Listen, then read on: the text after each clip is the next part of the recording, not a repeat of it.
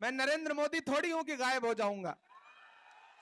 मैं खड़ा हूं आपके सामने, आप परेशान ना हो। एक बहुत संजीदा बात आपसे कहता हूं, इमरान विक्टर की पॉलिटिक्स और इमरान विक्टर की सियासत, आपके लिए इमरान घर का बेटा है, भाई है, लेकिन आप यकीन जानिए कि इमरान के लिए अवाम की जो मोहब्बत है उसकी गूंज दिल्ली तक सुनाई पड़ती है, दिल्ली के गलियारों तक सुनाई पड़ती है। जब भी पश्चिम बंगाल की पॉलिटिक्स में कांग्रेस पार्टी के नेताओं का जिक्र होता है, फहरिस्त बनती है, तो उसमें इमरान विक्टर का नाम ऊपर से टॉप 3 में रहता है। आपने इन्हें 3 बार एमएलए बनाया है,